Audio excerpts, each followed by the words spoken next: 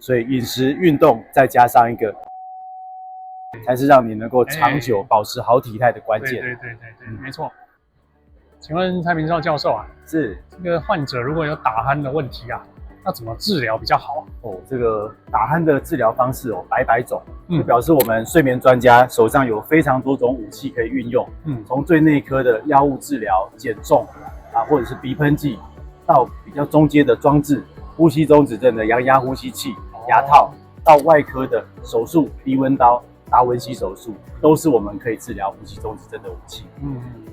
如果病人来，你怎么帮他选择呢？这个非常重要。首先要先详细的检查，知道他阻塞的程度，再来会看个内视镜，知道他阻塞的部位跟原因，这样能够帮助我们选择最适合病患、最有效的方法。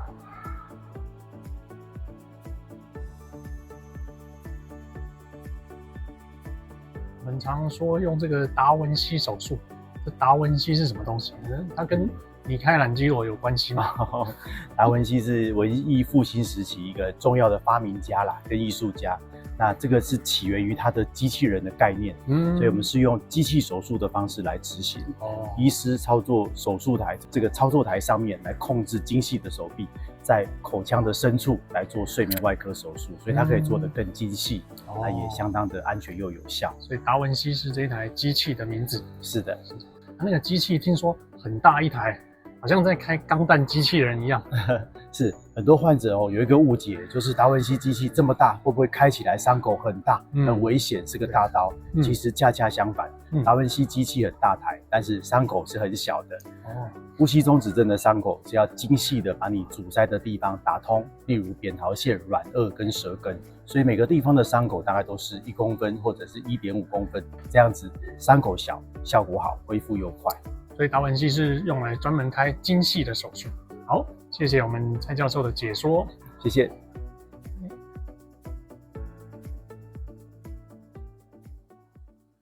我收到最新的消息，蒙健乐刚刚通过适应症，可以用来治疗睡眠呼吸中止症。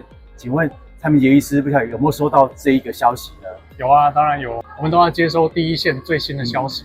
瘦瘦针这种东西一开始是用来治疗糖尿病，对，后来发现它居然可以减重，哇，那我们开始用在肥胖症的病人睡眠呼吸中止症的病人，哇，对，造福很多患者，我觉得是非常好的。根据国外的 Sermont OSA 研究，针对这些肥胖而且有打鼾问题、睡眠呼吸中止症的患者使用瘦瘦针治疗之后，夜间呼吸暂停以及浅呼吸的程度呢，居然下降了超过1半，哇，所以这个对这个效果不会输给手术不会输给一些外科的手术，对，算是相当的厉害，而且不只是肥胖症的患者。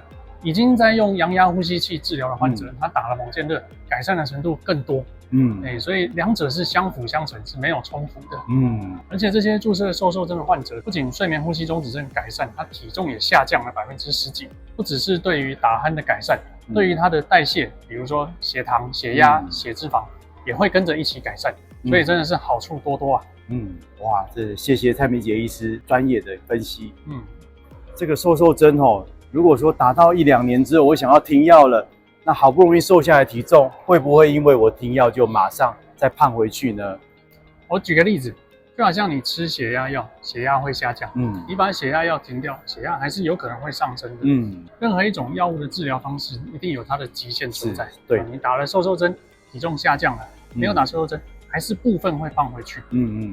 根据瘦瘦针过去的研究，如果使用1年，大概减重20%，可是再停药1年呢，可能又复胖10%回去，这个并不奇怪。但是呢，刚刚讲的是平均数值，是表示还有很多人他没有胖回去啊，他胖的低于这些平均标准，那是怎么做到的？相信一定还是回到饮食跟运动，对，才有办法永远维持下去。所以饮食、运动再加上一个优质的睡眠，对，才是让你能够长久保持好体态的关键。对，没错，瘦瘦针是辅助。但是饮食、运动、睡眠才是根本。对，好，大家要记得咯，3大要素缺一不可哦。好，大家再见，拜拜。拜。